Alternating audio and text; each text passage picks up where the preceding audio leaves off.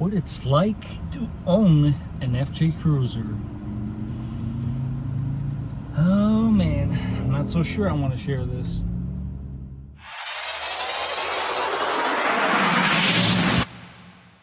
Boom.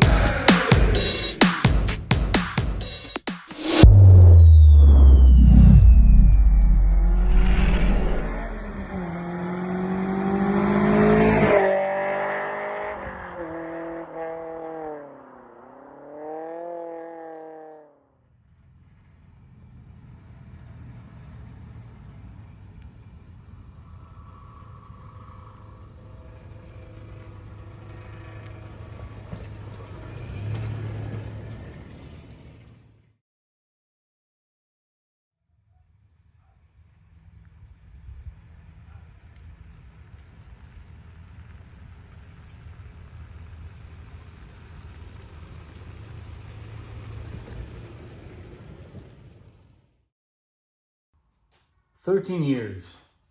13 years is how long it took me to buy an FJ Cruiser. And here I am, I find myself a little torn on what to say to my viewers when it comes to the FJ Cruiser. Ladies and gentlemen, welcome back to the channel. This is the Vikings Garage, and on today's episode, I have a bit of a confession to make. It's such an important one that I went ahead and I wrote all this down on a piece of paper because it is important that I do get the message across and I get it across properly. So let's get on with it. Let's talk a little bit wheels and tires, of course.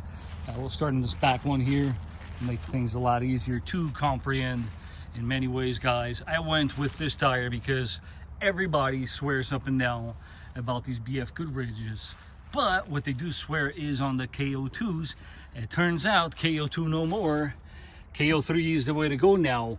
And in many ways, the decision was not only because you guys previously recommended me installing these tires, and I didn't take your advice. I went a different route. I went with the Nitto Terra grapplers. The reason why I did that is because those are the tires that come stock in your TRD Pro. So if Toyota chose those, chances are they must have come to some sort of conclusion with that, or Nitto just paid more money than BF Goodrich. That politics aside, I went ahead and decided to go with these because this is, after all, an off-road vehicle, and that's all that a FJ Cruiser is. You see it anything other than that, and you are going to be disappointed. This vehicle is good off-road. That's what it was built for, and that is all you should be expecting from it. With that being said, and going back to the topic in hand here, the wheels that you guys are seeing here, I'll leave some images on the display, are nothing more, nothing less than a Toyota TRD wheel that does come with a beadlock look, as in they're fake beadlocks. But me, personally, and you guys, please feel free to chime in the comment section down below, when I did install the wheels, and after I saw the way they look without the fake beadlocks, I personally was sold with this look alone. Although I do know, and as I approach closely for you guys to see, this might become a problem when the winter comes. I probably should cover those holes up, or like possibly I'm going to do is install those beadlocks once and for all. I might actually even have them powder coated black. We will see. I tend to be a little picky. But now, for those of you that are wondering on the size, of course, all this information will be down in the comment section below. But I don't know, well, that shows on camera, but that is, of course, an LT 265 75 R16s. And yes, if you are guessing, that is correct. I went one size smaller. The wheels that this vehicle previously had mounted on from factory are 17-inch wheels, but these are indeed an optional wheel for all the off-road purposes. You got more of a tire wall, you can deflate them more, yada yada yada. As far as size goes, as always, guys, you know me, I do not drift away from doing anything that's too far away from OEM and that body mount was of concern. Could have I went bigger with the tire? Possibly, most likely. I'm sure somebody in the comment section will tell you the size that you can go. Me personally, so that this can be once and for all reliable and usable daily driver, that is the size that I went with. And it is, in my opinion, after having these tires mounted for what it feels like an eternity, but it's more or less 3,000 miles and a little over a month now, I would highly recommend it. So much so, I have a coworker of mine that went ahead and put these same tires in his 4Runner. They are that good. He agrees with me. This is definitely the way to go. KO3s are definitely here to stay. They have stayed true to their tradition, and clearly this is just an improvement on something that was already good. And there you have it, guys. This is my wheel and tire choice for an FJ Cruiser. Yes, the rings are not there yet. I think you guys know how I feel about chrome. I couldn't tell you how much I hate these silver accents, but I did swear to myself that I'm not gonna go ahead and go down that rabbit hole.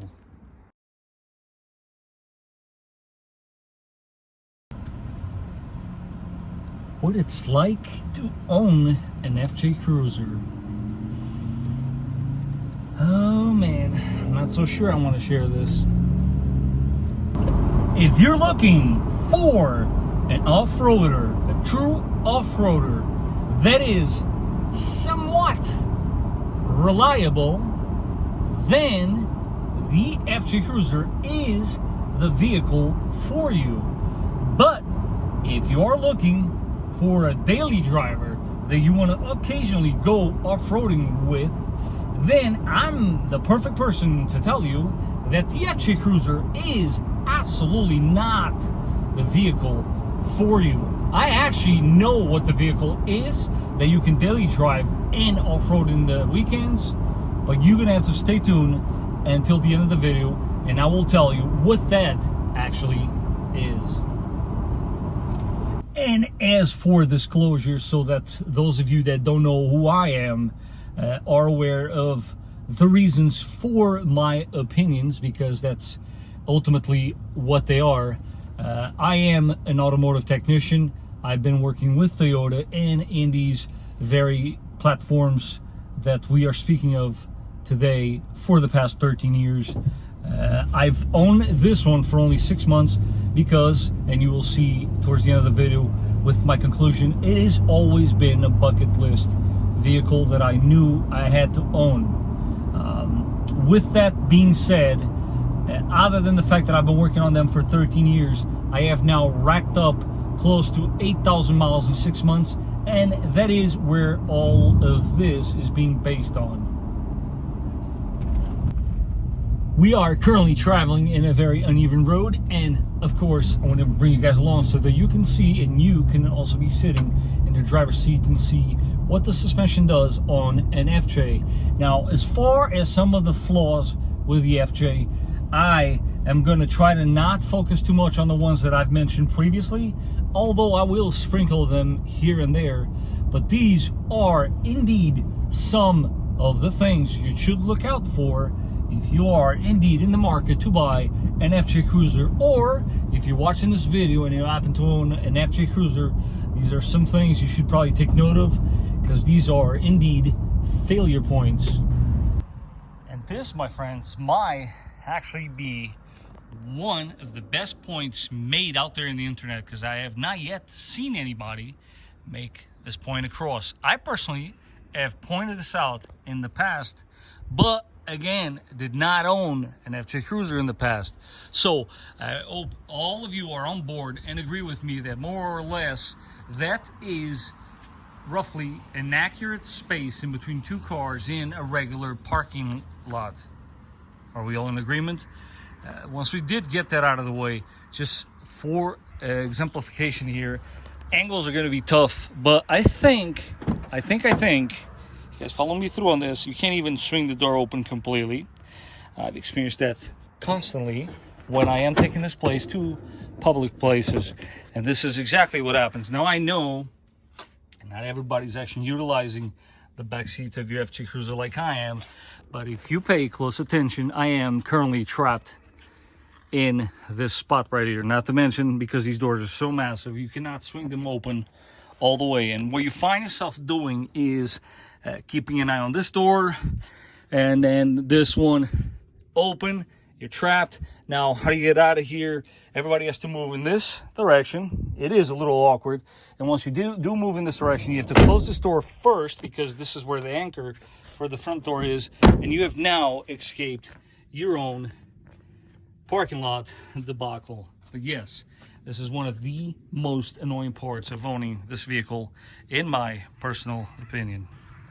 Other than the previously mentioned issues with the shape of your windshield on the FJ, because it is so narrow, visibility on the top portion is a bit questionable, especially if you are the very front one in line at a traffic light. Did mention that before in the past, but this piece, as I also mentioned, do take a beating from all the rocks. Again, the position in which it sits within the vehicle. And also a new one, you wouldn't know this unless you own it, which I happen to have done exactly that. When you do go to a car wash, water gets trapped inside this trim piece, and it will always constantly run down the windshield, which makes it for a very, very annoying situation, especially if you're trying to keep this vehicle clean. Moving along to the inside here, there's definitely a few points that I do want to make. Seats tend to get beat up on that outer edge. No big deal, a lot of cars do. You do have to keep in mind different trim levels, or you might be stuck with a vehicle that not only does not have a rear diff lock, they're out there, or A-track. Most importantly, believe it or not, they do make them in two-wheel drive. So make sure always that you have this lever. Otherwise, you, my friend, have just bought a two-wheel drive FJ Cruiser. But with that being said, and that out of the way, I'm going to go ahead, start her up. Very proud to say that she currently has no lights on the dash anymore. Come over here, and if you pay close attention to the way this mirror was placed and designed, when you are driving with this window down, the air in this gap gets channeled right into your face. And the same thing goes with the passenger side. And last but not least, other than the atrocious visibility to the back, especially when you're backing into a spot. Yes, I know the later models had a camera right in the corner of the mirror. That was quite literally useless. And you can tell me otherwise, but it is useless. This inclinometer slash outside temperature gauge slash compass, can somebody tell me why is the light constantly flashing? Can we get rid of this light? I have tried to calibrate this thing. I believe I was successful, but yet it wants to keep telling me that it's a compass. These 1 GRFEs are indeed very reliable as far as a V6 is concerned. This is a very reliable engine indeed, but it does not come without its flaws. So please allow me to guide you through some of the things I've encountered throughout the years in this particular vehicle also. Leaking fuel lines very close to an exhaust manifold. That's a problem. Pulleys, not so sure how well that will show on camera, but these pulleys are not sealed properly from factory, and there are much better options aftermarket. You will need to replace quite a few pulleys on it.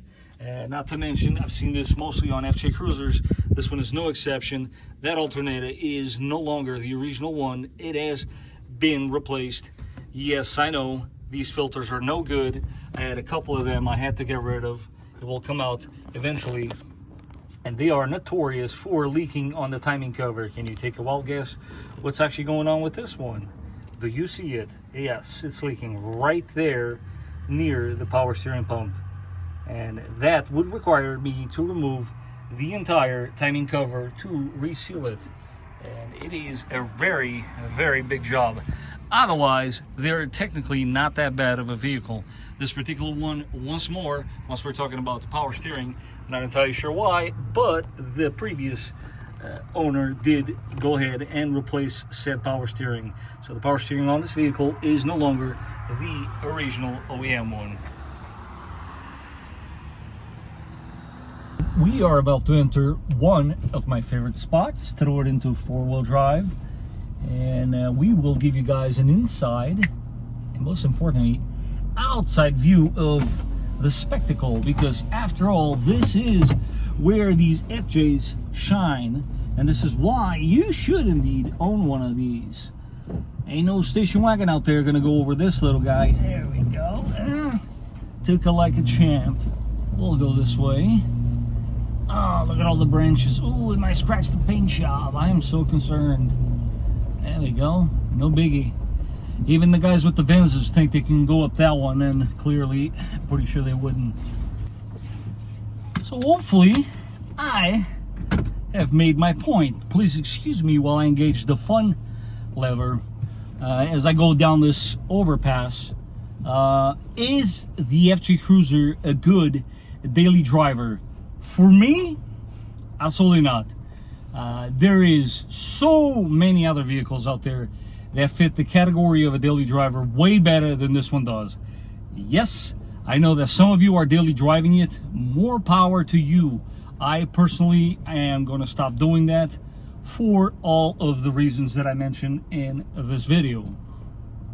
As far as off-roading is concerned, this, for obvious reasons, once again, is in many ways superior to the 4Runner, because again, this one from the box comes with the appropriate approaching angles, and it is, because of its wheelbase, a much better performing vehicle when it comes to those critical off-road conditions. But can the 4Runner tackle it just as well? Yes, it can. And furthermore, I'm going to make another point before I go. Let's not forget that this one only has a 19-gallon tank, which I could only get 315 miles out of a full tank. That, my friends, equals to about 18 to 20 miles to the gallon, and that is all she's got. For obvious reasons, it has a lot to do with the aerodynamics of the vehicle. The 4Runner, on the other end, does have a much bigger tank. This one is a 23-gallon capacity tank, which will allow you to achieve as much as 375 miles on a full tank, and I've actually seen more than that. It all depends on the way you drive it. That translates to 20 to 22 miles to the gallon, which is way better than the FJ, as of course the lines on this one will allow it to do so.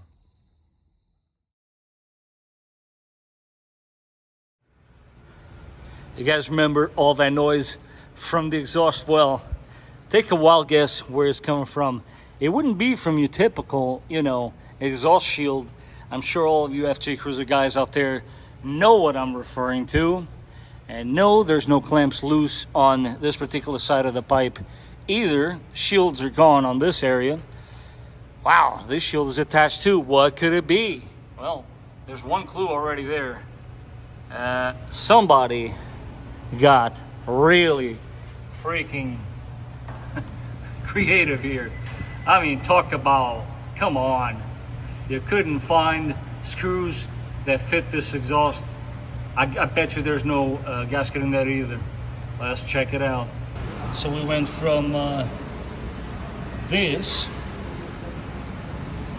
well, to this. Let's see the end result.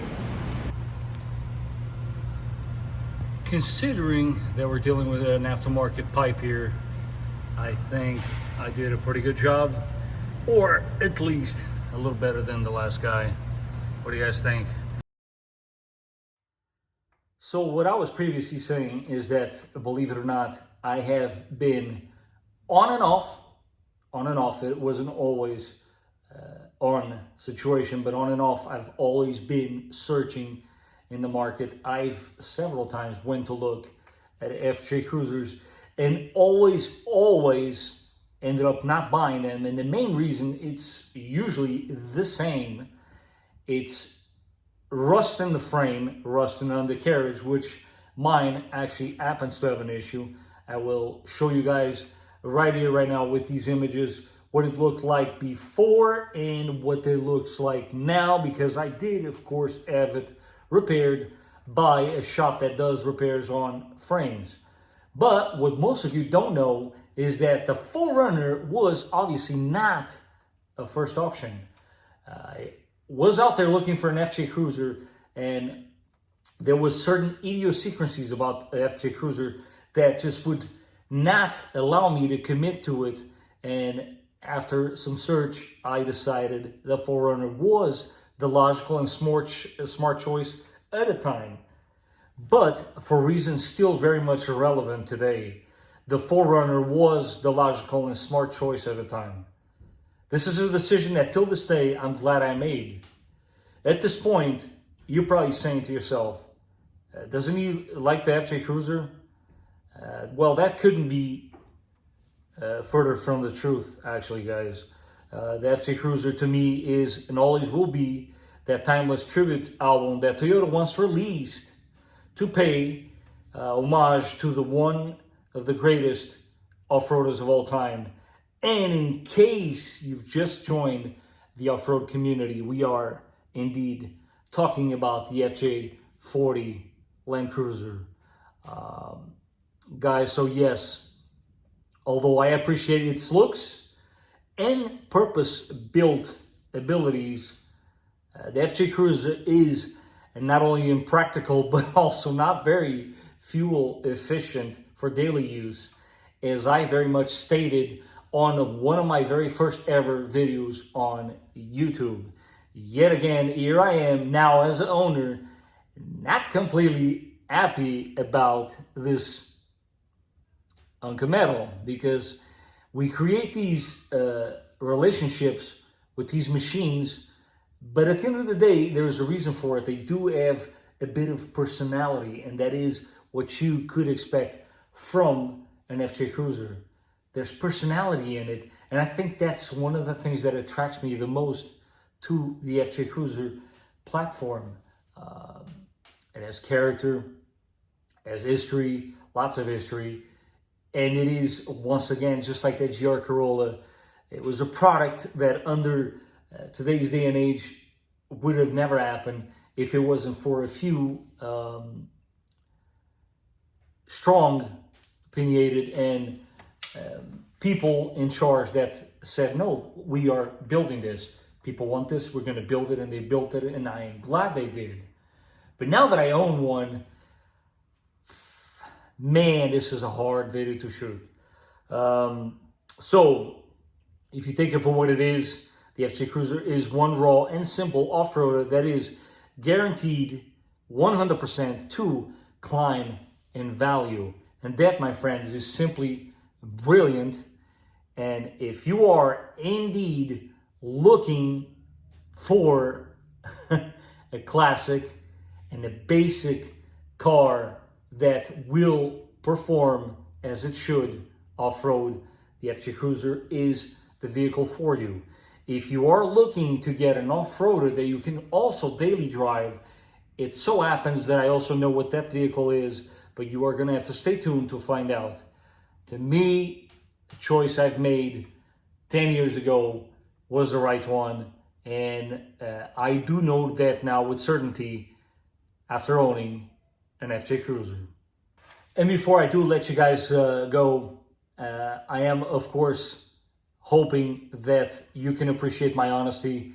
Again, this was not a very easy video to shoot, but if I looked a little frustrated, it's because I've owned this vehicle now for 6 months, and I have not had a day off in 6 months. I'm just going to leave it at that. Yes, it makes for great content, but I was never, ever expecting it to be this elaborate and hands-on, for lack of better words. As we speak, the FJ Cruiser is sitting right on the other side of these doors, yet again with another issue that we are going to sort out tomorrow, and hopefully she will be good to us for a little while. And on that shocking but not surprising development, I do want to take this opportunity to thank you guys for watching. If you found this video to be informative, do not forget to smash that like button. If you disagree with me, make sure to let me know in the comment section down below. How are you able to daily drive an FJ Cruiser? Please let me know. Maybe I can make this an ongoing thing. As for right now, I am only driving it on the weekends. And of course, if you haven't done so, do not forget to subscribe. And I will catch you guys on the next one.